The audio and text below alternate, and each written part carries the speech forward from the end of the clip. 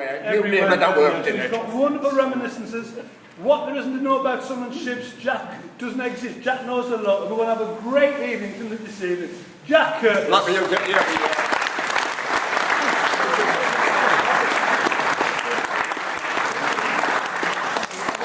Good evening, ladies and gentlemen. Good evening. Nice to see so many friendly faces. I'm going to talk this evening about Sunderland's superb sailing ships. But that isn't a Sunderland ship. It's a Dutch ship.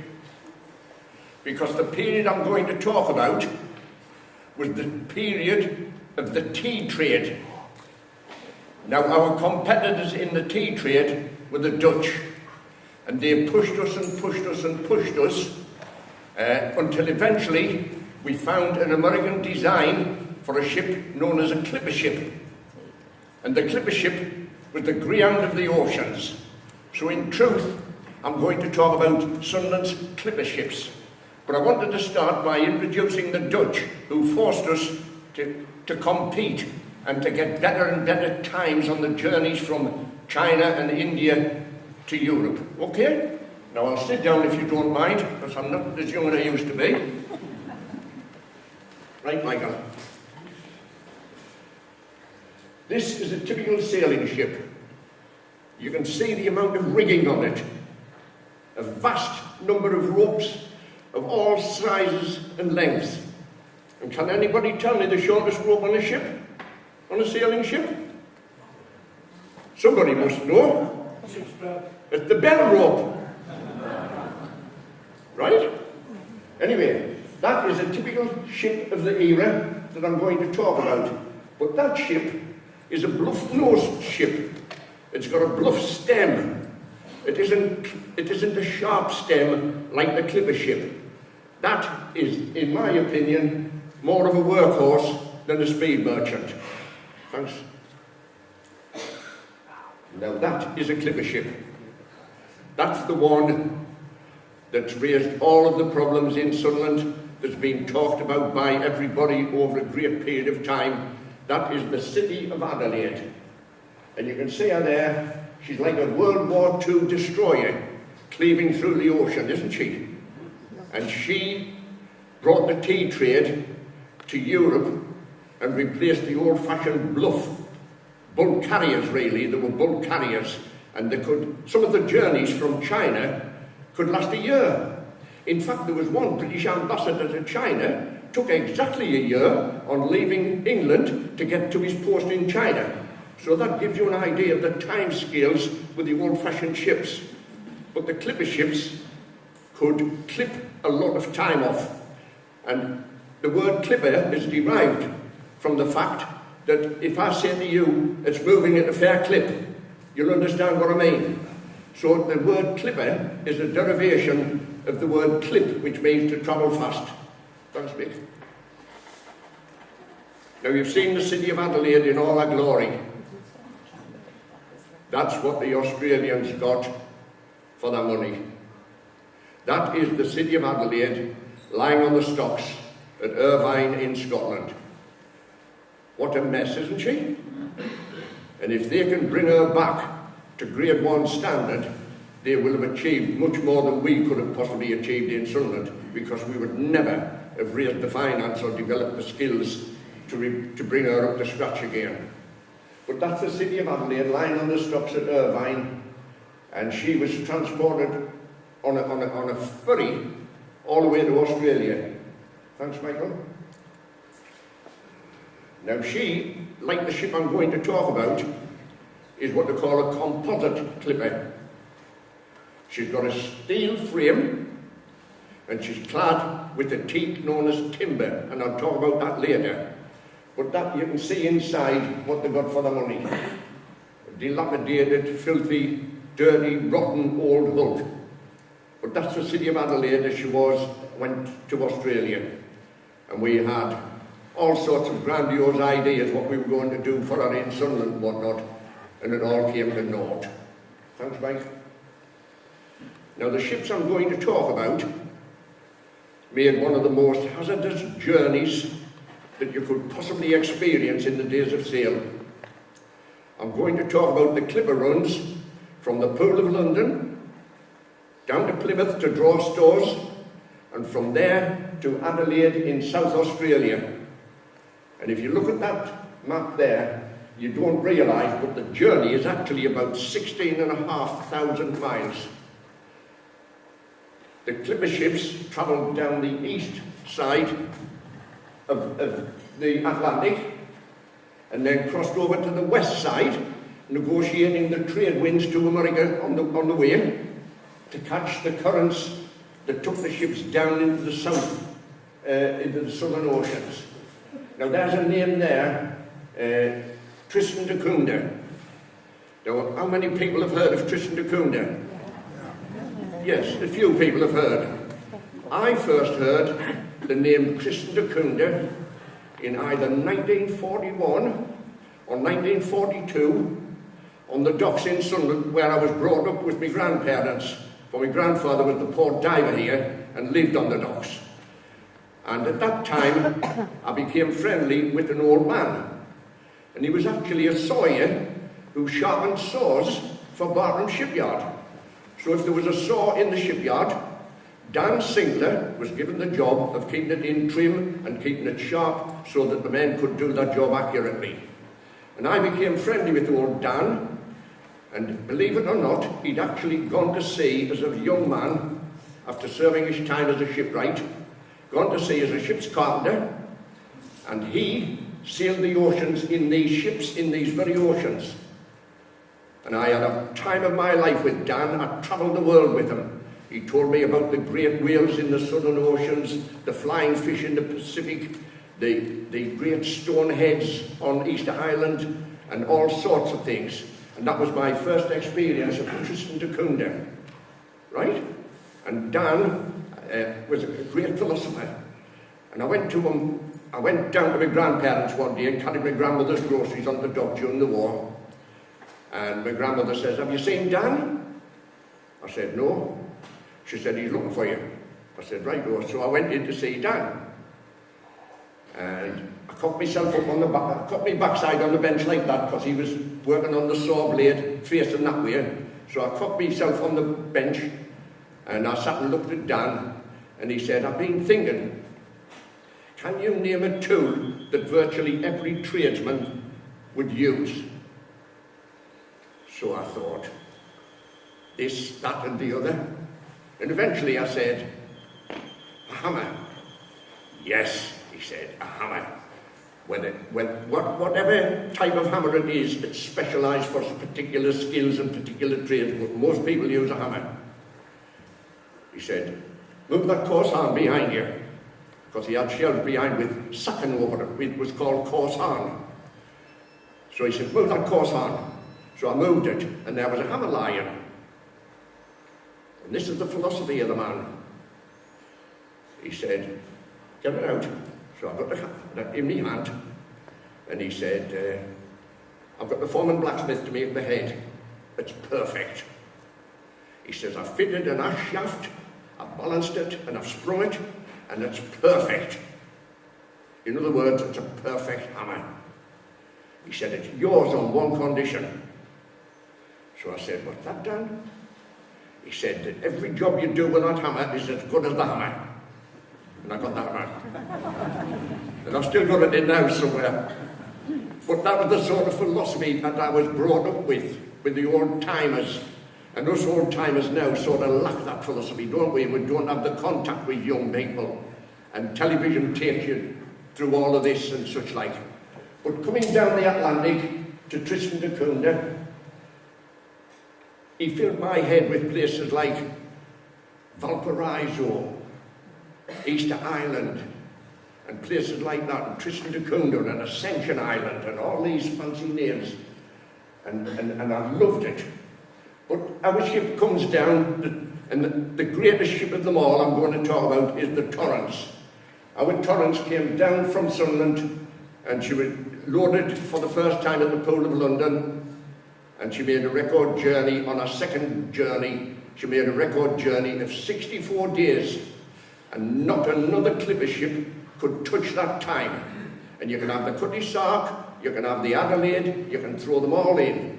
But the Torrance is the record holder from the day she broke the record until the demise of commercial and industrial sailing. And the Torrance sailed down there, and what did they look for? They looked for the roaring 40s and the furious 50s. These were howling gales, the most powerful winds on the planet, and they rotated in an east to west rotation round the South Pole. The currents did the same. The currents in the southern oceans run from west to east. You can't sail against them. They run from west to east, and ships have left Australia to go to Valparaiso or somewhere like that, and they've had to go right round and circumnavigate the globe to get there because they couldn't defeat the winds and the currents. But you went down into the roaring 40s and the furious 50s, into the most dramatic oceans in the world. But we'll come back to that. Thanks, Mick. That's the sort of oceans that our ships had to deal with. And I wonder how many of the men and people in Sunderland that built these magnificent clipper ships realised what they were going to have to face. They are dramatic, the most dramatic oceans in the world. And our ships, and we didn't just produce the Torrance or the City of Adelaide, we produced an awful lot of brilliant clipper ships. And they all stood the test of time. Thanks, Mick. And that's what it's like working on the deck of a clipper ship in the Southern Ocean. That is a painting by a Canadian who actually sailed on them and painted that. Look at the green sea, water, violent oceans, violent places to go, and yet these captains sought this area out, and by wind power alone, they could average 300 to 350 miles a day, just under sail. Fantastic journeys. And all our ships from Sunderland, all our clipper ships from Sunderland, had to face that sort of ocean. Tremendous when you think about it, isn't it? Thanks, mate. Now, as I've said, most of the ships we built were composite clipper ships, had steel frames and wooden hulls. But what did we do? We searched the world for the materials to build these high-class quality ships. And if you look at that tree there, that is a teak tree in Burma. So we searched the world to get the right timber to do the job to produce the ship. Now that teak tree there is one of the big ones, and unfortunately the way we got it balanced, you cannot read the details, but it produced mountains and mountains of timber. 300 feet tall, some of them, and they were planted and grown specifically to service our shipping. And that one there has about 2 million cubic centimetres of timber in it, which is an awful lot of timber. The reason we chose teak for to build our ships was quite simple. Teak is almost impervious to salt water. It's not impervious, but it's the most impervious timber of them all, along with greenheart. So we chose teak to represent the best timber we could get. And we searched the world for it, and we ended up in Thailand, Burma, and Cambodia, and places like that, and shipped it all back here. Thanks, Michael. There you are. We planted forests specifically to do this. The same as we planted oak trees in England to build our battleships. But they are all teak trees, lovely straight trees, beautiful hard timber, impervious to salt water, especially imported for us. Thanks, Pete. Now, along with teak from Burma and other places, we went even further than that. We went to the Philippines to get them raw materials to produce the ropes to handle the sailing ships. And that is Manila rope. That is all old-fashioned biodegradable animal, vegetable rope, spun and, well, by the millions of miles in Sunderland. There was roperies all over Sunderland. I'll come back to that later. Thanks, Mick. That shows you a section of the different types of rope we produced. Even the clothesline that my mother hung the washing on could be made with manila rope. But eventually, like everything else, times changed and we used to make wire ropes and steel ropes. But these ropes here were brought from the Philippines. All the raw materials were brought from the Philippines and produced here and spun here in the great roperies. Next week. Now that is the sweatshops in Manila, producing the raw materials to load on board ship to bring back to Sunderland so that we could spin our ropes. Thanks, Mick. Now that is a plantation of plants called the abacus plant, and they didn't produce anything other than sisal. Now if you think about it, I can remember massive imports of sisal coming into the Sunderland Deep Water Quay, the Corporation Quay, all the way from East Africa. So we imported all sorts of things. We imported mahogany from South America. We imported all sorts of things to build the quality ships. But that is the abacus plant, which is going to seed, to save the seeds, to make more plantations. Thank you, Mick. Now, if you look at that, that is in Kenya, in East Africa. So that, in truth, is a sisal plantation, and that came in great bales to Sunderland here, and I saw the cranes on the deep water quay lifting them out and loading them on lorries, brought them off the dock, up High Street Bank, up to the Havelock Cinema. Can you remember the Havelock? Up to the Havelock, turned right, down Bridge Street, down Roper Avenue, and into British Ropes, Ropery and Roper Avenue. And this was the sort of stuff we brought all the way from Africa to make our ropes for to sail our ships. Thanks, Mick. Now that is a four-masted ship, and it shows you every sail on the ship. And every sail has a name, and every sail has a purpose. But the reason there are so many sails up the mast is quite simple. They could only handle, at sea, sails of certain sizes and certain weights, because they all had to be man-handled and pulled up and etc.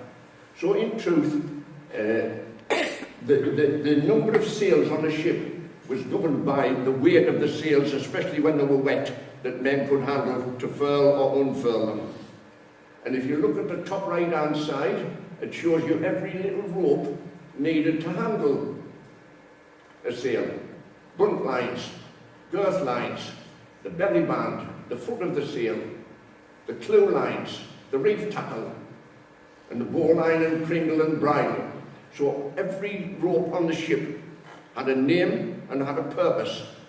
And if you look at the number of sails on that ship, you can see quite simply that there was an awful lot of work involved in sailing a ship. And actually, the man at the helm used the main royal to steer the ship by, or to pick the right course by, to get the wind to draw properly in the sails. But if you look where it says cat head, that's where the anchor usually suspended from. You've got the jib, you've got the jib of jibs, the flying jib, the outer jib, all from the jib on the front of the sailing ship. And underneath the jib is, or was, a figurehead. And I'll come back to that later. But if you look at that, that is a brilliant four-masted bark with all the sails named for you to look at. Thanks, Mick. Now this one shows a different angle, and it shows the way you climb the masts. And to be a top Royal Gallant four-mast sailor, you were on good pay. You had to have a good heart in your belly to go up there into the main royal or the stair sails. And if you look at the ladders were known as the rat lines. And people used to go up there like monkeys. A third of the way up, they would climb onto another platform and carry another third of the way and by the time you got to the top, there was only the top sailors left, and they shinned up the mast to work on the sails. But if you look,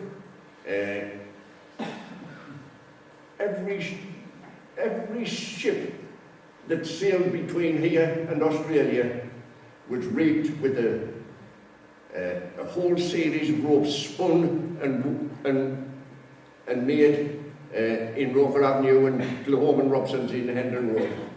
Thanks, Mick. Now, I've eventually get to the ship I wanted to be at. This is the brilliant Torrance.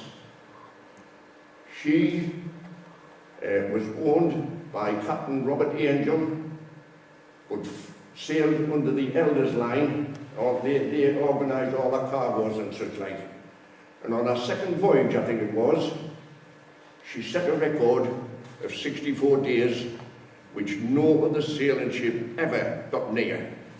And over a 15-year period under Captain Angel, she had an average time of 74 days over the 15-year period for all our journeys to the Antipodes.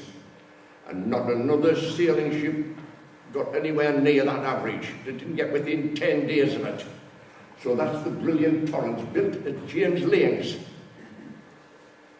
in 1875. And Captain Angel had a massive input into the design of it. And he came here in the spring of the year 1875, and he supervised the building of the whole ship and sailed her out of Sunderland in the October, and she never returned. But she set the record and held the record right through to the demise of commercial sailing. But there she is lying in the Pool of London. Now, she only took first and second class passengers. She wasn't aimed at the other trades. She only wanted first and second class passengers. And she had people like John Galsworthy, the author of the Forsyth Saga. I thought somebody would have said so. So John Galsworthy was on her, and more important still, the great author was on her. Can anybody tell me who he was? Conrad. Sorry? Conrad. Can't hear. Conrad. Conrad. Joseph Conrad sailed on her. Joseph Conrad sailed on that. He made 2 journeys on her as second mate. And he wrote a lot about her and swore down to her sea qualities, etc. But she had a surgeon on board for her passengers. She even had a good cow. So if you were going down the middle of the Atlantic and you fancied a glass of milk, you could get one. She had chickens, she had sheep, she had pigs, all on there, because you couldn't refrigerate meat. There was no refrigeration. So it was all kept on the hoof and fed and slaughtered on the way down. But that's the mighty Torrance with a cow and our sheep and our chickens in the Pool of London. Thanks, Mick. And to celebrate our centenary, I wrote a little poem about her. And you can read it at the end if you want to, because I'll put it up at the end if you want to. But that was to celebrate our centenary, this great ship of mine. I loved her. She's there. And that was written in 1975, 100 years after she was launched here. Thanks, Mick. And that's her in the doldrums. Should be calmed, because to get down into the South Atlantic, you had to cross the trade winds. And sometimes when you cross the trade winds, you lost wind altogether. And the trade winds were the winds that carried Columbus from Europe to America. So they went across the Atlantic, but not in a straight line, in a great curve. You couldn't just sail straight across the Atlantic. You had to find the winds and follow the winds to get where you wanted. And that's why Christopher Columbus ended up in the West Indies. He thought he was going to India, but he just followed the trade winds. But that's the Torrens lying there with a beautiful figurehead, which I'll come back to later. Lying in the doldrums, but she had a trick up her sleeve. Thanks, Mick. She had a trick up her sleeve. Now that is a photograph taken by Michael in Sunderland Museum of the Torrance foremast with her yard arms, which is the cross pieces. But if you look on top, she's got a second yard arm, which nobody else had. And that is what is known as a studding sail boom. Studding sails were sails that were rigged outside the normal area of the ship itself, and they were put outside to catch extra wind. And the Torrance was the only ship on the Australia run that used studding sails, because the other captains dared not use them. They were so dangerous to erect and so difficult to erect, and a lot of people had lost their lives before they realised they weren't worth using. But Captain Angel had thought about this carefully. And what did he do? He incorporated the studding sail boom in his design for the Torrance, and this is what gave her a great advantage, because in light winds she could travel maybe twice as fast as the other ships using these studding sails. Right? Thanks, Mick. Now that's a view of the Torrance with her studding sails set outside the normal area of the ship. Can you see them? No, go back.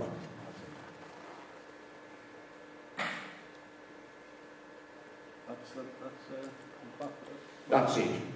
Now that's the Torrance under sail with her studding sails set outside the normal sails.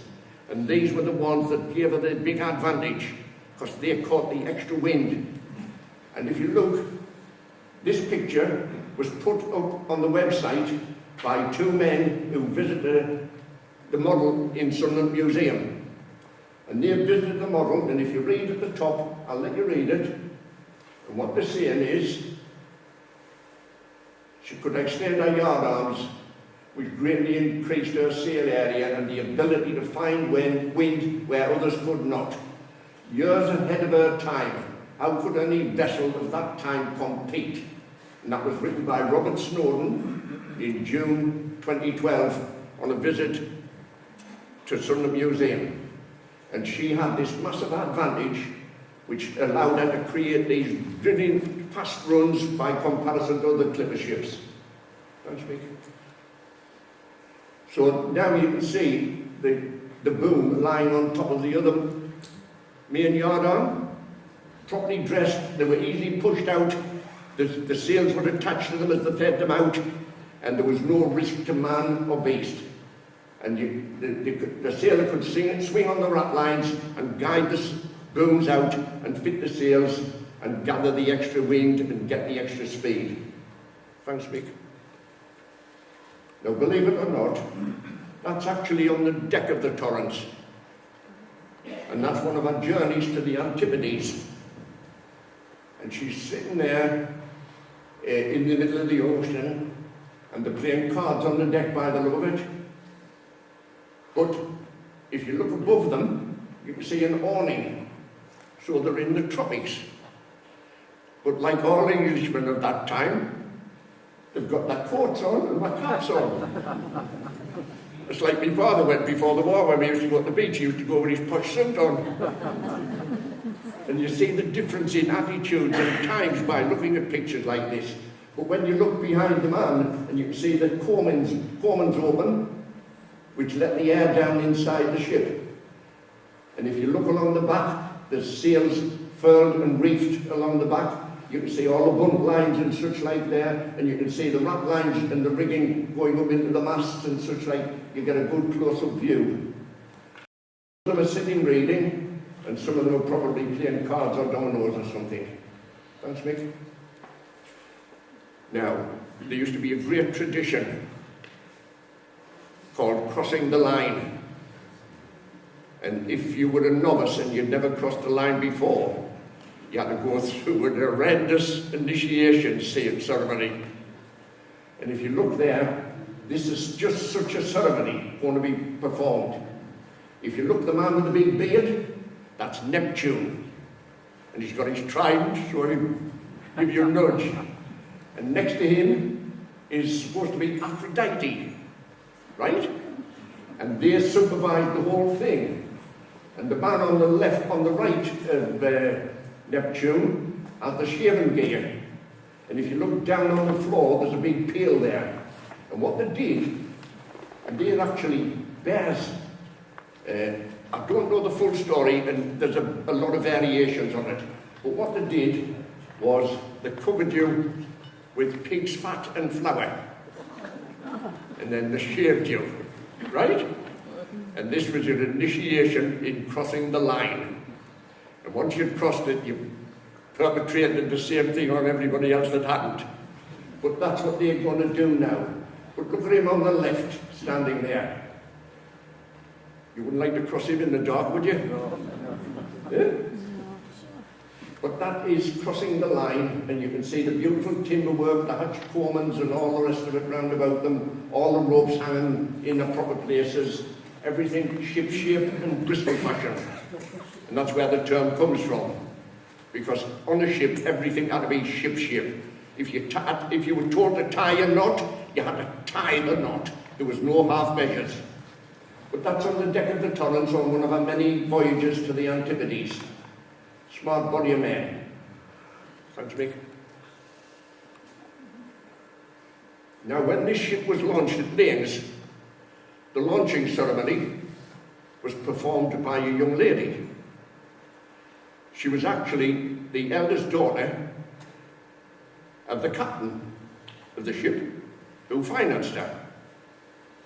So that's not her, mind. That's not the, but this is a representation. That is a representation of Miss Flores Angel. So that wherever the Torrance went, she was led by an angel. Right? You've got the philosophy, haven't you? You're saying yes. That's Miss Flores Angel. And there's a story attached to her. Because in 1899, I think it was,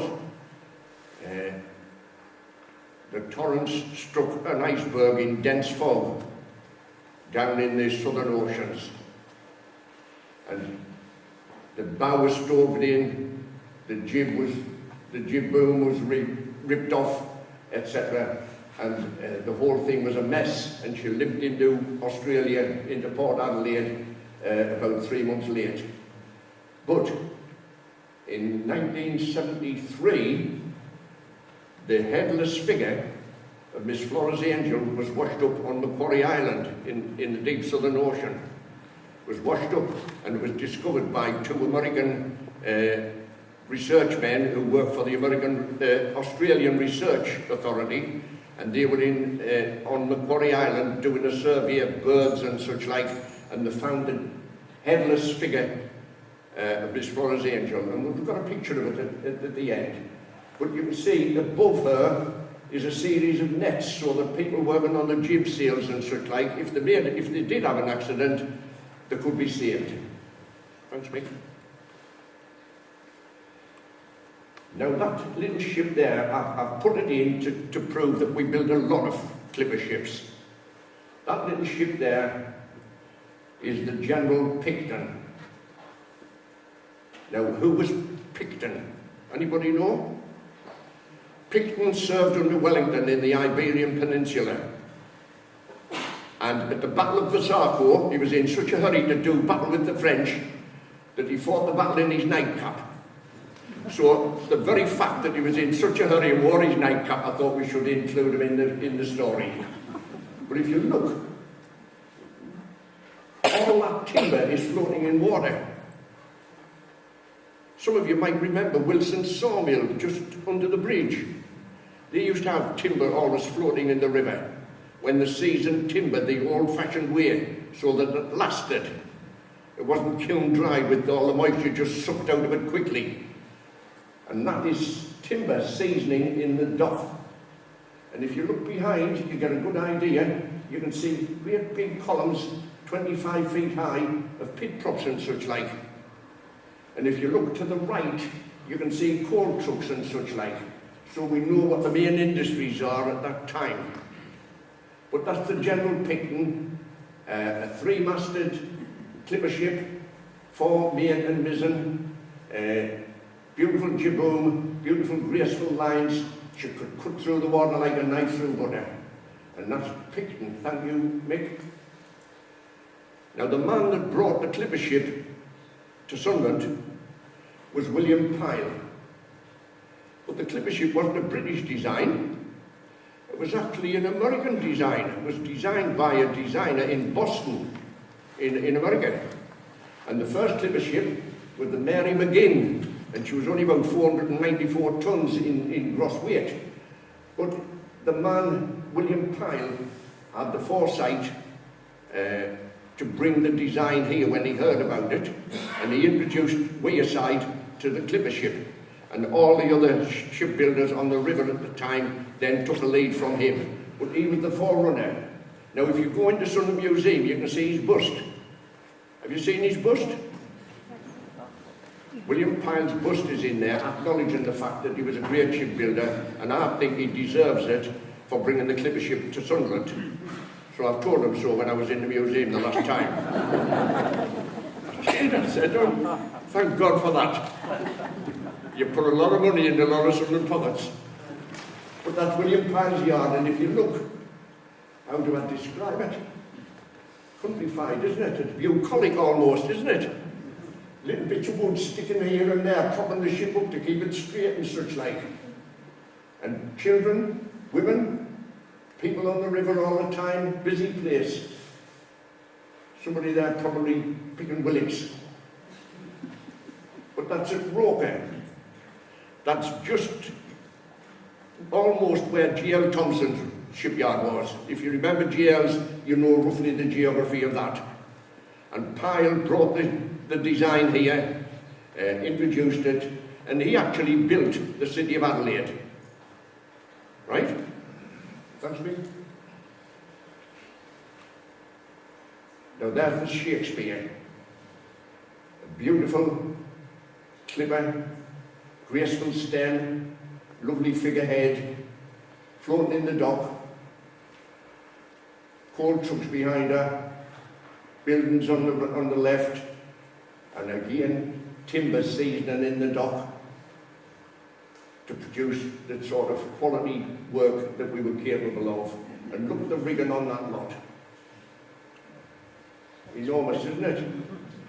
Think of the little man called Tommy Mordy was the head rigger at Lane Shipyard, and he was the man that supervised the initial rigging of the Torrance on the yard. A little insignificant man, but he knew every rope on the ship like the back of his hand.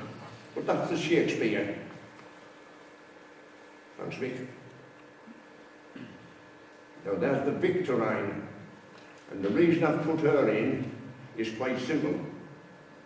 She is lying in the dock, and behind her is a steamship. So that picture shows the transition from sail to steam, right? It also shows the transition from wood to steel.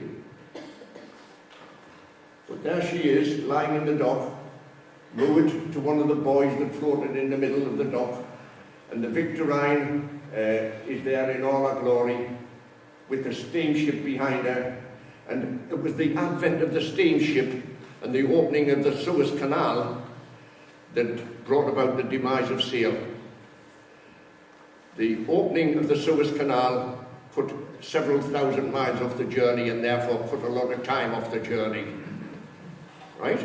And the steamship, of course, couldn't carry enough coal to go right down the Atlantic and round into the Indian Ocean, but they could get coal going through the Mediterranean. So they brought about the demise of our wonderful clipper ships. Now that came on the Christmas Eve. That's this SB Santa. And if you look at that, I can tell you now, she was built at Robert Thompson's yard at Southwick. So all the yards built clipper ships once they realised the potential of them.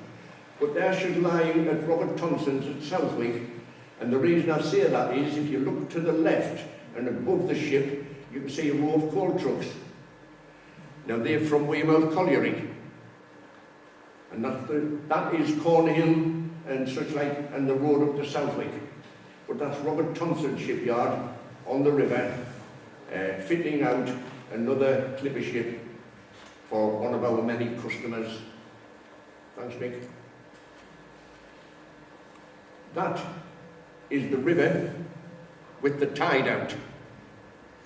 And the river's a bit like that now, because we don't dredge it. But that river didn't get dredged properly. And that's actually at Lanes. And if you look to the left, Mick, you can see the casing of a paddle tug.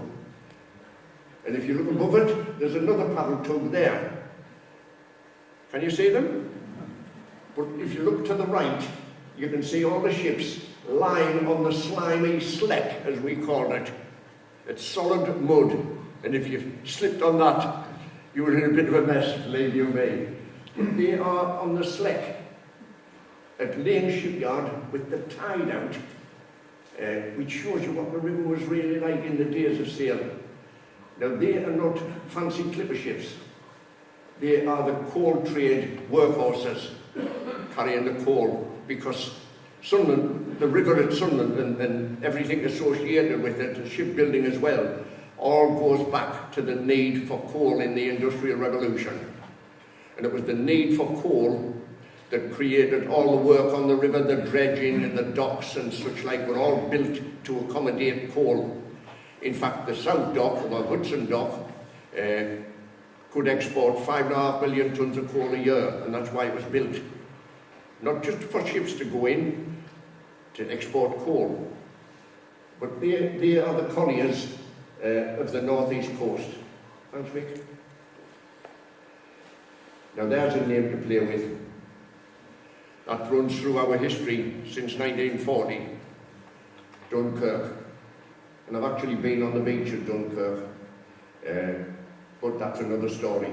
But if you look again, it shows you the transition from steel, wood to steel, and from sail to steam. You've got the steamships behind, you've got the sailing ship in the foreground, and that is a plated ship. It's not timber, it's steel. And if you look there at the bow of the ship on the stem, you can see two men working on the swing stage painting it. Can you see them? Probably standing there just whistling, no safety harnesses, no nothing, just got on with the job.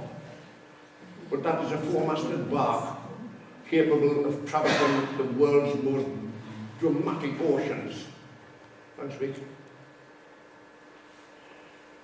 Now, there's the Lonsdale. Now, I put her in for a reason. I'm a boxing fan. And if you win the British Championship at any weight, you win a belt. And the belt was donated by Lord Lonsdale, right? I did a little bit of boxing when I was a lad at Lambton Street Club, and I did a little bit in the army, but I was just mediocre. But I enjoy it, and I like to watch it now. So I thought, right, he sponsored the noble art, I'll put him in. So that's Lord Lonsdale for his trouble, and he's flying his signal flags, and he's got his beautiful figurehead at his bow, and he's cleaving through the dramatic oceans. A beautiful clipper ship, elegant design. Our reputation grew from these. This is where we made our worldwide name with clipper ships. Thanks, Mick. Does anybody know where the Lorelei is? The Lorelei is the Rhine maiden. Sits on the rock in the River Rhine, in the Rhine Gorge. I've been right past her. And she's there to tempt the unwary sailor with her charms. Aye, and he's there, she's there, and that's the Lorelei, and I thought, I'm going to put her in. She's a beautiful woman, and I'm not adverse to women, but that's the Lorelei who sits on the rock in the River Rhine and tempts all the negotiations of the River Rhine by the old-fashioned sailors. So I dare say she's been responsible for a few men meeting at bitter ends and such like. But that's a beautiful Lorelei. And if I look at that, the reason I put this one in is quite simple. If you look behind on the very right of the picture, Mick, there's a notice board there. Now that's Joseph Thompson's sawmill. And that's right beside where I grew up, on the docks. Because this whole area was my playground, it was my school, it was my university, it was my education. And I loved it. And I was the only schoolboy in Sunderland that had an official dock pass during the Second World War. And I got that because my grandmother couldn't get her groceries delivered during the war. And we were evacuated for 6 months. I'll digress a little bit. We were evacuated for 6 months, and Father came to see us. That's my little brother and I. He was only 4 and I was 9. My father came to see us. So fine, everything was great, until my father turned to Charlie and asked him a question. And Charlie turned to me, he says, "Who's he?" The old man nearly had an epileptic fit. I lie not, he nearly had a stroke. The result was that my brother did me the biggest favour he's ever did us, because I would have hated to have spent the war stuck in that backwoods of a little village in the middle of Yorkshire and missed all the fun in the war. So it was exciting for a lad, 9, 10, 11, 12, growing up with the war. But that's where I grew up, on the docks. I had the run of the place. Thanks, Mick.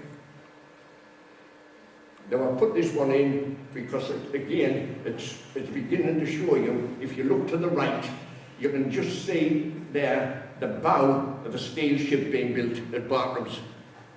That's Bartram Shipyard, right at the right, Mick, there. That's the bow of a steel ship being built at Bartram's. And these are the plated sheds and such like, the old-fashioned cranes, and she's lying there at the dock. And all the docks, I don't know whether you've noticed, were lined with teak bolts to save the damage to the quays themselves. The timber was damaged, but not the quay. But she's lying there, and again I put it in because of Dunkirk. I'm a bit of a fanatic about England, you know what I mean? Thanks, Mick. Now there's my ship under full sail.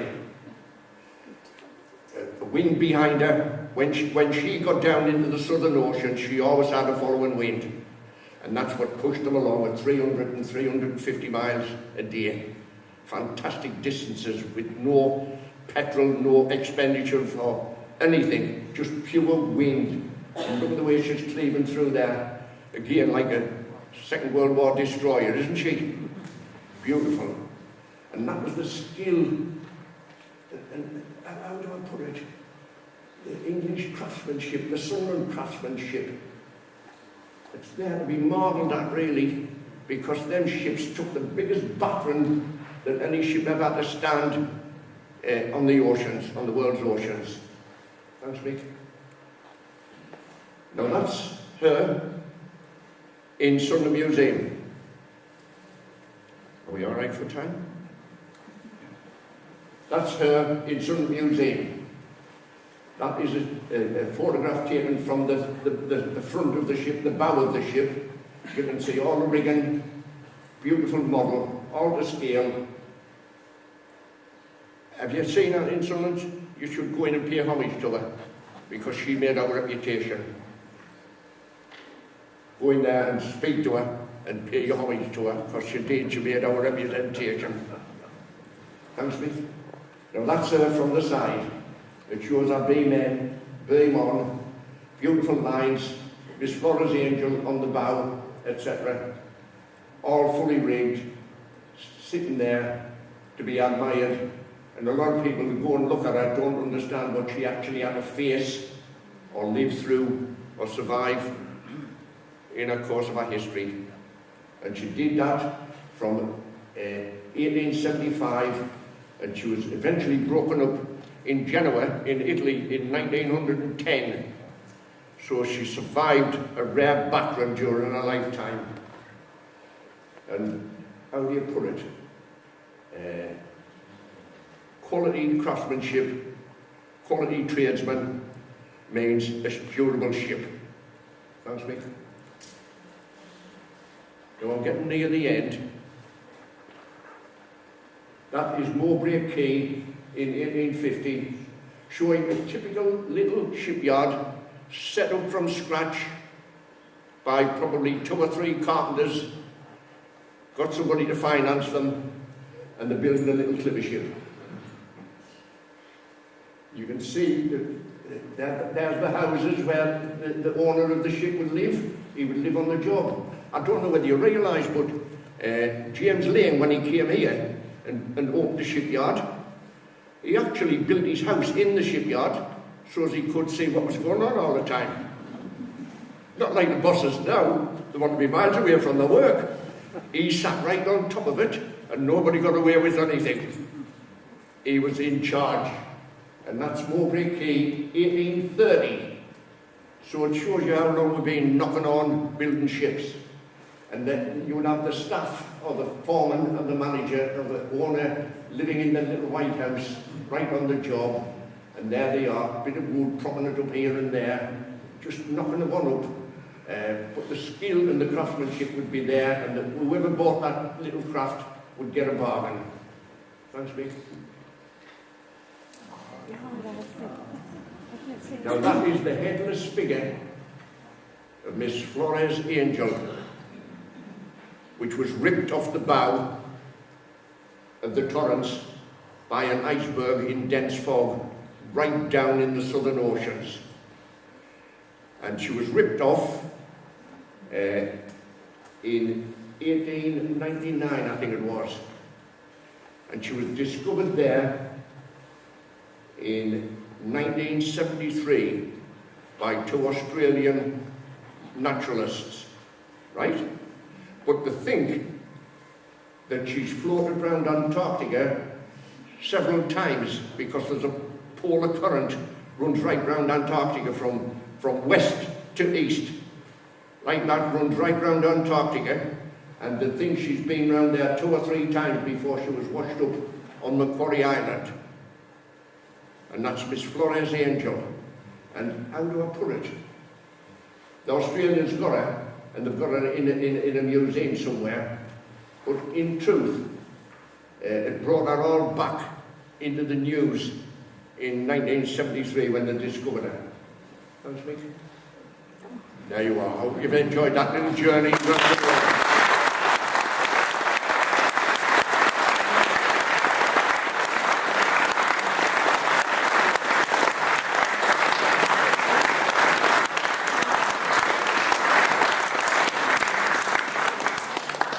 Jack, I've heard you talk on many occasions, mostly from 2 miles away, such as you're about to. It never fails to amaze me the knowledge that guy's got. But it's not just the knowledge, it's how he brings it to life. He puts passion into it. You know, it's little bits of his life working on the docks. The fact that he likes to look at the centre pages with somebody's stern, the beams at the stern, they call them. The fact that he goes into the museum and talks to ships. It just brings it to life. Well, I kind of talk to strange women, so I maybe talk to ships. But such as your fame, a gentleman at the back called John Miller with his daughter all the way from New Zealand to see at night. That's how famous you are. Right.